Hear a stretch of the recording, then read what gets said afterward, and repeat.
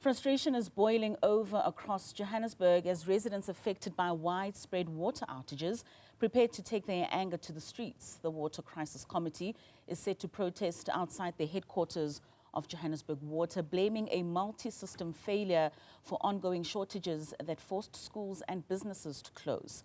The group is calling on national government to urgently intervene, accusing both Rand Water and Joburg Water of failing to provide clear explanations or credible timelines for the restoration of supply. Newzroom Afrika's Veronica Makhoali joins us now live. A very good morning to you, Veronica. We know that many of the issues, particularly in Johannesburg when it comes to water supply, dates back to many years of infrastructure that has not been maintained properly.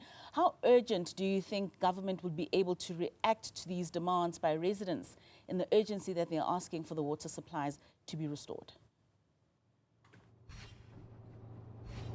Well, certainly, Katlego, we'd understand that particularly in the city of Johannesburg, water outages have become almost the new norm. And essentially, residents today are expected to say, well, this cannot be life as usual and it cannot be business as usual. How often do residents across the city of Johannesburg experience water outages? How often do they have to rely on water tankers? And this is essentially a series of protests that we've seen in the past few weeks of really residents essentially calling not only for the crisis to be sorted out in terms of infrastructure challenges, but a clear communication and also a commitment, if you will, from government as well as Rand Water to be upfront and forthcoming with information and to ensure that there is a stable water supply within the city of Johannesburg. We've heard, as you've mentioned, a long history of infrastructure challenges, aging infrastructure being at the center of this, but also a city that is growing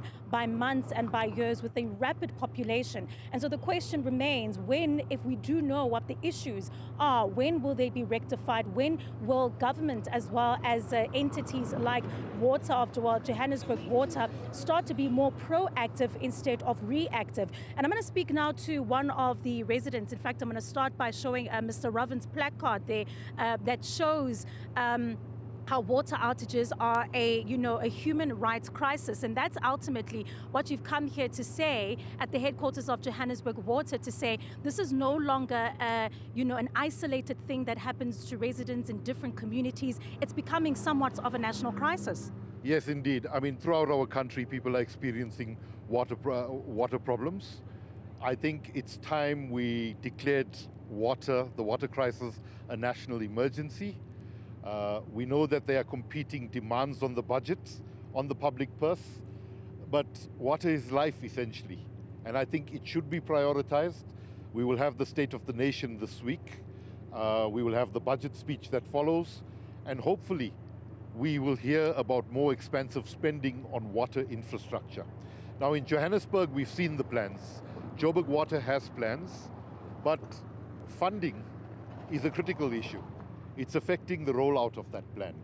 And we would like for national government to intervene in the situation, to make grants available to the city. If we want to grow this economy, if we want to make Joburg a city for all, if we want to create jobs, we want to address unemployment and inequality, we need to focus primarily on the key challenges facing people, and that would include water.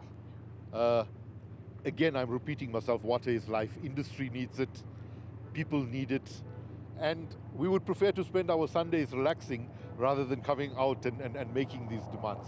So, on a positive note, the plans are there. Lesotho Highlands Phase 2 is being completed. Once it is completed, water supply will improve for Johannesburg. However, when we have a city that's losing close to 50% of its water, clean, potable water gets lost through leaks, it does not help.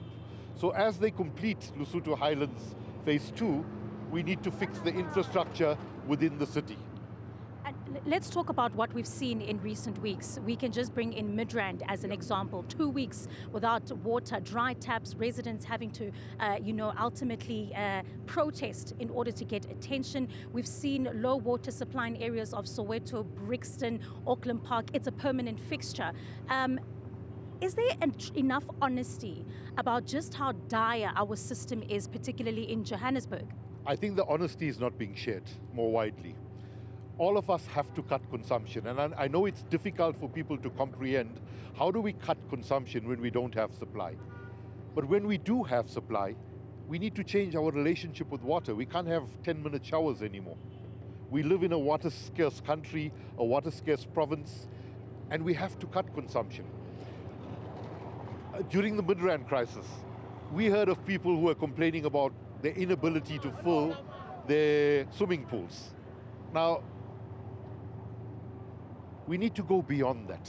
So we need to tell people honestly that you have to change your relationship with water, and it's very difficult to do that in the context of people seeing leaks on the street. Why should we save if Joburg Water is leaking? But we need to do more around that. Well, thank you very much, Mr. Ravan Singh, as we'll continue to have a conversation with you as more calls come to Johannesburg Water, the metro itself, and perhaps, as you've heard from national government, to start to essentially prioritize water as a national emergency. Words there about the State of the Nation address, that this is something that needs to be essentially sorted out, not just in the city of Johannesburg. And of course, Katlego, you'd know that in the past few days, the